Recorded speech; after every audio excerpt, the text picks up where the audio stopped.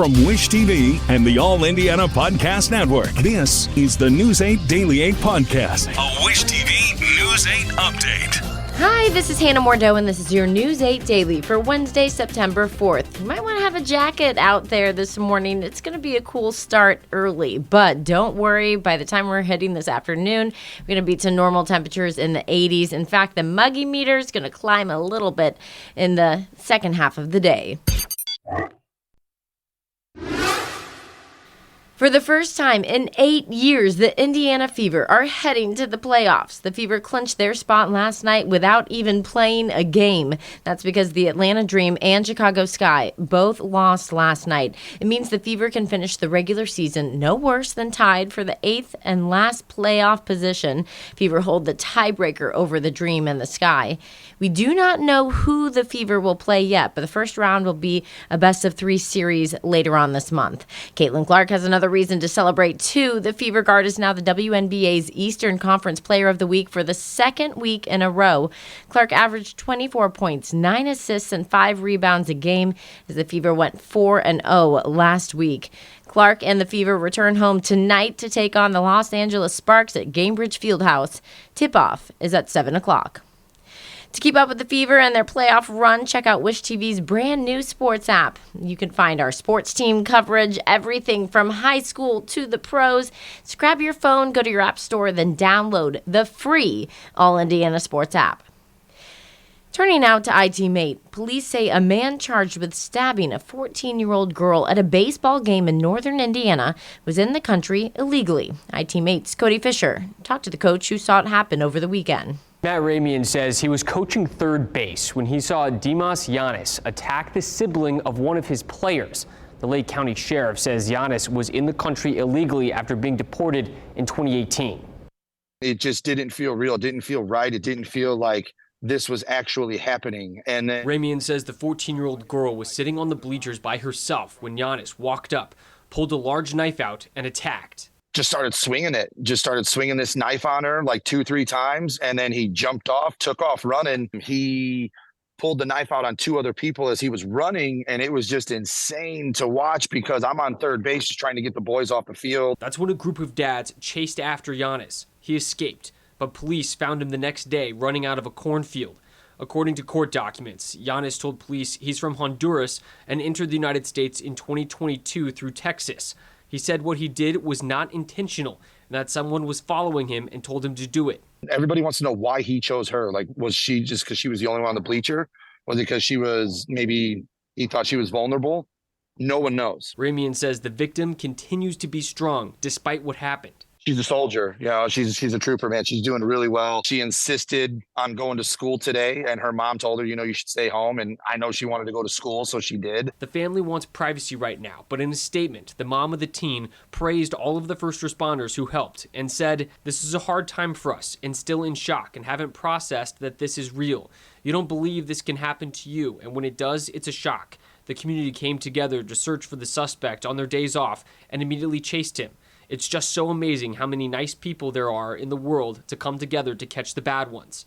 Ramian does not want this incident to give all immigrants a bad rap. If you're coming here in a good manner and then you have something like this happen and it gives them a bad name just because of that, that is sad. What's that saying? One bad apple ruins it for the bunch.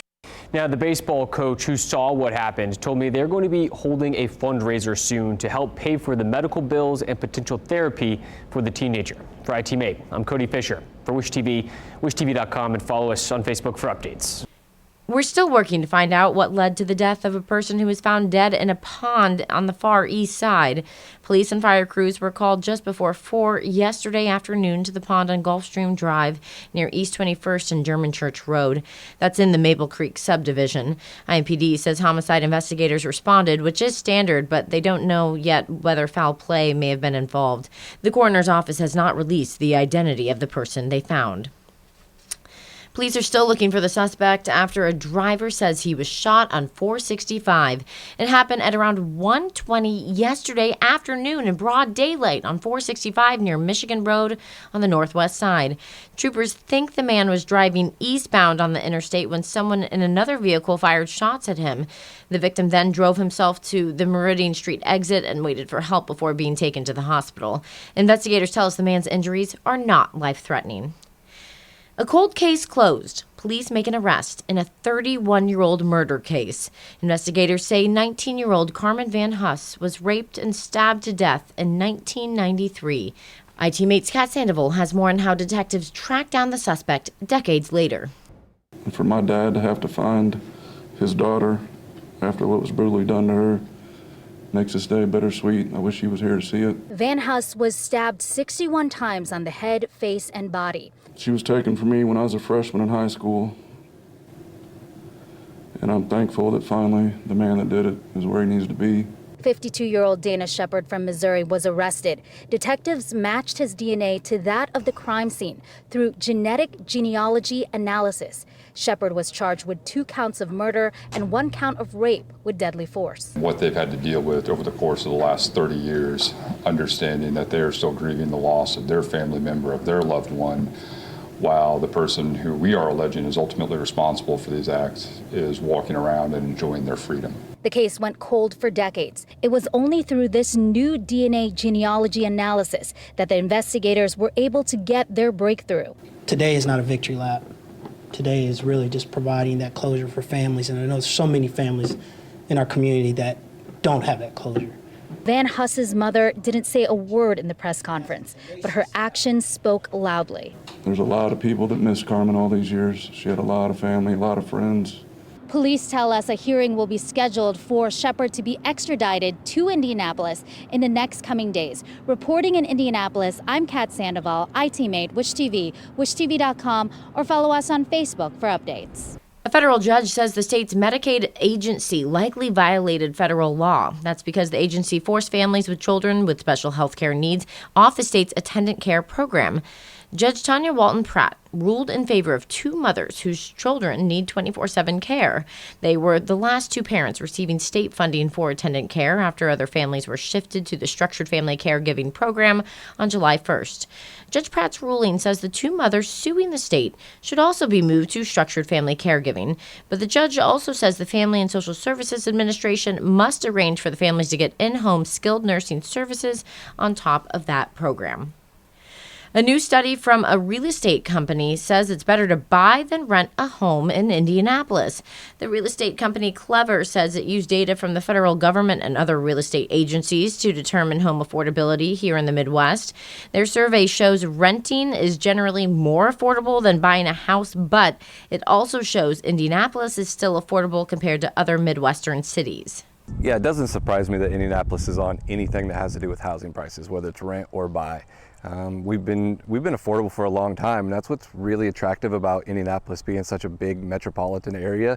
Is it's still kind of affordable to live here compared to a lot of other places that are around our size. The company says the average home price in Indianapolis is just under $264,000, with the average monthly rent at almost $1,600. Wish TV is focused on food. The Colts are making a $1 million donation to support a program aimed at combating childhood hunger. It's part of an innovative school program that will help school kitchens provide food for students. News 8's Raina Revel talked to leaders about the program's impact. This innovative school model transforms kitchens just like this one.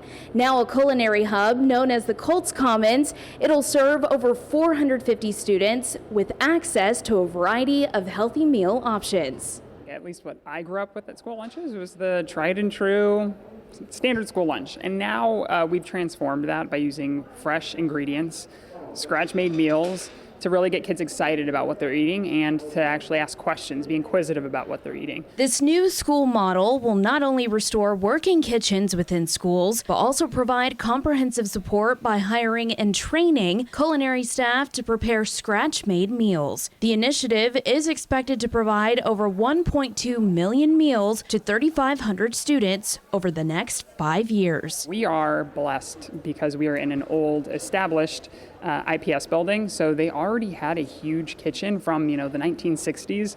So we were able to walk in and say, what can we do to enhance it, and what do we need to make available so that a scratch-made kitchen can be possible? This project is known as the second largest source of hunger relief in Indianapolis schools and will be sourced from the proceeds of the Colts game day 50-50 raffle. One of the schools benefiting from this is Adelante Schools at Emma Donnan School number 72, who are already providing those nutritious and exciting meals for students. Before, we were seeing foods in packaging that would just get heated up, and the students kind of knew it wasn't that great, and now they see the scooping of the food, or they can smell the food as it's being made throughout the day and get excited about what food they're eating that day. According to the Patachu Foundation, 1 in 5 kids are food insecure. Students say they are big fans of the new food. My favorite dishes is the teriyaki chicken with rice, and then my first is the pizza they serve on Friday. The efforts of the Indianapolis Colts and the support of their fans have created a game-changing opportunity for students in the Circle City. Everyone first assumes that there are a lot of barriers. We can't make this happen. This is not possible in every school. I think what I want the community to know is start asking how to make it possible, because we're seeing the transformation happen not only in our school but other schools across the city, and hopefully this can expand because every kid deserves to have access to high-quality meals in schools. Reporting in Indianapolis, I'm Raina Revel for Wish TV, wishtv.com, or follow us on Facebook for updates. Some of the biggest names in sports hit the links in an effort to help IU keep up in the race to compensate their athletes. IU men's basketball coach Mike Woodson hosted his 10th annual golf outing yesterday. Woodson says it was a great way to bring players of past generations together the way his former coach used to do. We've had some wonderful players that come back. We had a big reunion this past weekend for the football game where we had a lot of guys back. So I'm just trying to keep us all together, man, because that's what Bob Knight would want, because he started the process many years ago, and I'm trying to continue it. The golf outing raised money for IU's Name, Image, and Likeness program that pays student athletes. This has been your News 8 Daily from Wish TV. I'm Hannah Mordeau. Watch us on wishtv.com and follow us on Facebook for updates. This is the News 8 Daily 8 podcast, a Wish TV News 8 update on demand. For even more, on demand and on the go, connect with Wish TV on Facebook at wishtv.com and on the free Wish TV mobile app. Thank you for listening, and be sure to like, subscribe, and follow this podcast for updates every weekday morning on the All Indiana Podcast Network and wherever you get your podcast.